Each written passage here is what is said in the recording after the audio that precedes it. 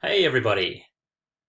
So we've already learnt that electron shells, they're the regions of space around the nucleus where electrons live or inhabit. And electrons are in the electron shells, but they're not just sitting there, they're flying around at the speed of light. So fast that you can't see them. Even if we could zoom in that far with a microscope, we wouldn't be able to see electrons because they're moving so quickly. And also remember that electrons in their shells, they have different energy levels. So the electrons that are close to the nucleus, they have a lower energy, and the electrons around the next shell further out, they've got a higher energy because they're further away from the nucleus. So the next thing to look at is how many electrons can fit in each shell. Because the different shells can hold increasing number of electrons as we get further and further out. For us at year 9, we're only looking at the first 3 shells, so the number pattern's pretty simple. The first shell can hold 2 electrons, the second shell can hold 8, and the third shell can hold 8 as well.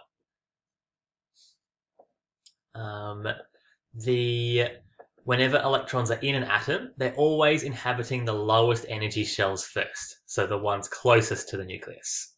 So here's an atom here with 2, 4, 6, 7, 8 protons, so that's oxygen. So in this oxygen atom, it's got 2 electrons in the first shell, but the first shell can only hold 2. So then the rest of the electrons are in the second shell. And so there's the other 5 electrons in there. Another key word you need to know is this word valence shell, and that just means the outermost shell that an atom has electrons in. So for this oxygen atom, the second shell is the valence shell because it's the furthest out from the nucleus.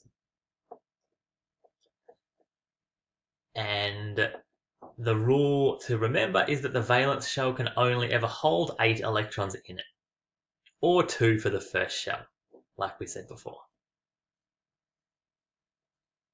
Okay, so make sure you know you can fit 2, then you can fit 8, and then you can fit 8 in the third shell.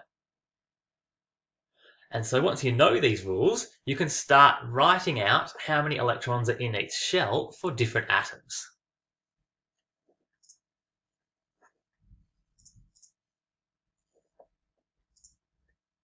And if we'll scroll down, here we go.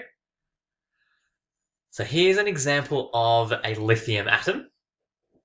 Lithium is element number 3, so it's got atomic number 3. So there's 3 protons in the nucleus. And this isotope is lithium-6, so that means there's 3 neutrons as well, to give a total mass of 6.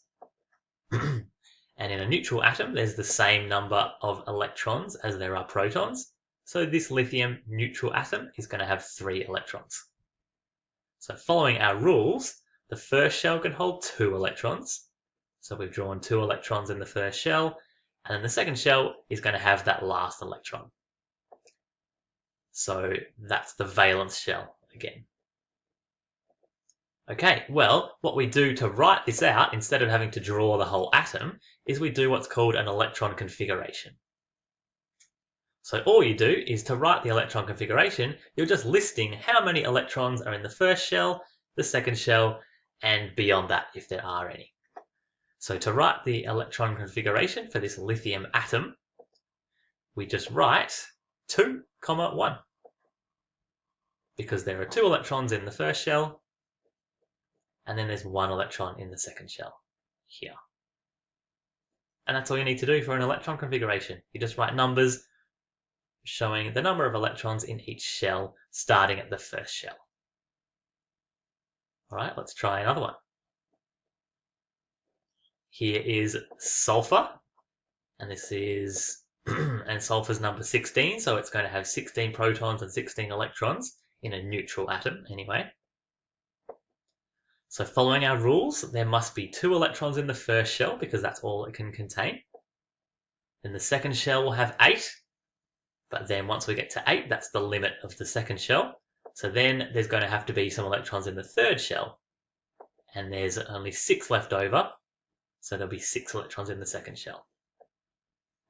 And again, to write the electron configuration, all you need to do is list the number of electrons starting with the first shell. So it's 2, then 8, and then 6. And so that's the electron configuration for sulfur. And every electron configuration looks just like this, numbers and commas.